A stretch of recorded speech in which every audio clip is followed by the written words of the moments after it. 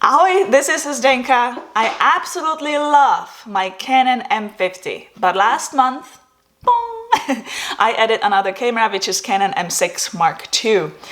I had a chance to test it fully in that month. I took it to a few shoots. I even filmed a few YouTube videos with it. And last weekend, I took it to a wedding where I tested it in terms of photography. I shot with it during the day and in the evening in low light conditions. Well, what do I think? Do I think is it worth upgrading from Canon M50?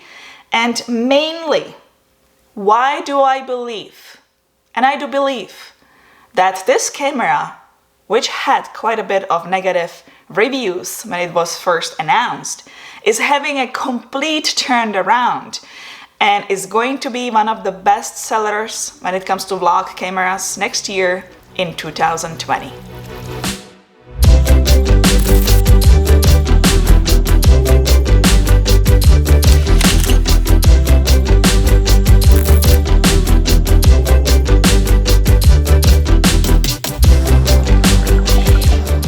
If you are new here, welcome. My name is Zdenka. I create photo and video tutorials, tech reviews like this one, and creative camera challenges. So if that's something you're interested in, you might consider clicking that subscribe button. Well, let me grab those two cameras, Canon M50 and Canon M6 Mark II. Let me show you the differences. Let me show you some samples and tell you what I really think. And let's start with the build and design. Both cameras have quite similar size. Their design is, however, different. M6 Mark II is tiny but heavier. When I hold those two, I cannot really feel the difference. To me, it is quite the same. The obvious difference is that M50 has electronic viewfinder and has the flip-out screen which you can rotate. M6 Mark II doesn't have viewfinder. You can attach it if you need it. The screen you can pull out and tilt up. What do I think about this? When it comes to viewfinder, I really don't need this. Those who were following me for a while know already that at the beginning of this year, I was diagnosed with some problems with my right eye. Basically, I'm seeing a lot of floaters, I have a spasm, I have pains in my right eye, I had early stage of retina detachment, and all because I was using the viewfinder for so many years, having all those strobes flashing into my eye. And after talking to many professionals this year in the industry, I realized how common it is. But don't you worry, it's fine. It only hurts quite a bit after the weddings because I'm still using the viewfinder on the other DSLR quite a bit, so then I have to rest. So my priority right now is not to use the viewfinder, but actually use the screen a lot more. The only time I would attach the viewfinder is if I would be shooting on a very bright sunny day and I could not see the screen very clearly. Or if I would be shooting with my telephoto lens, which is 70-200 millimeters. That lens is super heavy for me and it's much easier for me to hold it closer. When it comes to screen itself, I really don't mind that on the M6 Mark II I cannot flip the screen to the side. If I'm doing a video, I flip the screen upwards and I can still see myself very clearly, so there's no issue there. And actually during the weddings, when I was shooting low angles, and I really like to shoot low angles, it just looks so much nicer, I had the screen tilted upwards like this, and I really enjoyed it because I didn't have to do this.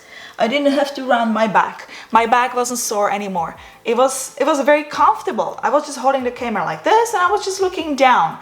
I actually really liked it. The only thing I prefer on the Canon M50 is the fact that you can just rotate the screen and kind of flip it in. So the screen gets protected, especially if you are carrying it somewhere in the back. On this one, the screen is always exposed. I'm thinking about getting a screen protector. Both cameras have pop-up flash, which I don't use. Bong! I would be more careful though on the M6 Mark II. The mechanism is quite, I would be just more gentle with it. If you look at the top, there is extra dial. This dial controls my aperture, but you can control other things when you press the dial function button. The dial in the front controls your shutter speed. And I love the dials. That's actually something I really enjoyed at the wedding because it made me operate the camera very fast. The M50 doesn't have it, and when I was shooting with that at the wedding, it really slowed me down. So I really prefer to have those dials on the top. The dial with modes has more options. On the M6 Mark II, there is FV, which is flexible priority AE. And then we have C1 and C2, which is program AE1 and 2. Red record button has been moved to the back, which I like better. There is also a new manual focus and autofocus button with autofocus on in a center. And that one I like better. On the Canon M50, I accidentally pressed the manual focus button many times. But here, it is very clear and it's just better. Let's talk about picture quality. Here's a photo side by side taken with both cameras. Let's look at the main differences. Canon M50 is 24.1 megapixel camera. Canon M6 Mark II is 32.5 megapixel camera. Image resolution on M50 is 6000 by 4000 pixels. On M6 Mark II, it is 6960 times 4640 pixels. So they are a little bit bigger. This gives you more room when you want to crop the images but still want to maintain high quality prints. And let's zoom in to 100%. I took both images with the same lens, just a kit lens, 15 to 45 millimeters. And as I mentioned, I took both cameras to 2 separate weddings because I wanted to test them out to see how it would be to operate them in such a fast-paced environment, and I also wanted to see how it's gonna perform in low light. And I can tell you right now that I really didn't like the Canon M50 that much. For those interested to see the actual video where I'm talking about it, the link is in the video description below, so you can watch it after this one. So just like I did with the M50, I threw Viltrox Speed Booster with 50mm lens on it and took photos at wedding, which was in kind of dark wooden place. They had some light there, but it was quite dark. I shot in full manual mode, as I always do, and I was pleasantly surprised that it was easy to work with. Again, the dials really helped. The autofocus is brilliant. It was working very fast and I didn't miss any important moments. And I didn't even need a flash. Here is for comparison photo I took with my DSLR, which is 5D Mark III, at the same wedding and with portrait lens 24 to 105 millimeters. And I had to use a flash. Now, here is a photo from Canon M6 Mark II with no flash. Quite impressive, right? I still didn't test this camera with flash, with external flash, as I really don't have one compatible, but that will come in the future. Let's talk about autofocus, which is so good. Both cameras have dual pixel autofocus system, but M6 M2 is a bit more advanced. Focusing brightness is wider, -5 to 18 versus -2 to 18, and has spot autofocus mode. It also enables eye detection when tracking a subject, when recording video, or in burst mode. Sports and wildlife photographers will prefer M6 Mark II because it is capable of shooting up to 14 frames per second. That's the maximum continuous shooting speed with autofocus tracking feature. It has electronic shutter, which enables raw burst mode, and it is silent. So the electronic shutter makes silent shooting possible. So you can take a series of photos with different focus and then merge them in one, in software like Photoshop, for example. And I know that a lot of landscape photographers are using that technique.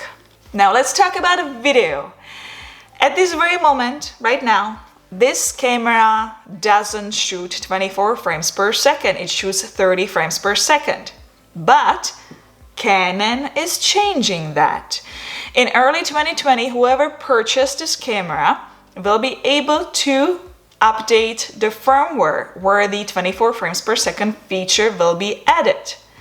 And I totally know that Canon actually had to do that if they want to hit the sales. And by doing that, I strongly believe that this camera will be the next big thing in 2020. So let's say this camera will soon shoot at 24 frames per second. Now you can also shoot 4K in 30 frames per second, and it's not cropped like Canon M50. And there is also autofocus. On Canon M50, there is no autofocus if you shoot in 4K. It also shoots 60 frames per second and 120 frames per second in Full HD, which is 1080p. On Canon M50, it is in 720p. You can shoot time-lapse in 4K and also take 4K video frame photo. When it comes to time-lapses, there are the same options on both cameras. But if you want to do the proper photo sequence, the proper photo time-lapse, for example, sunrise or sunset, or the flower opening, then the Canon M6 Mark II has intervalometer built in. So you don't need an external trigger or you don't need another software.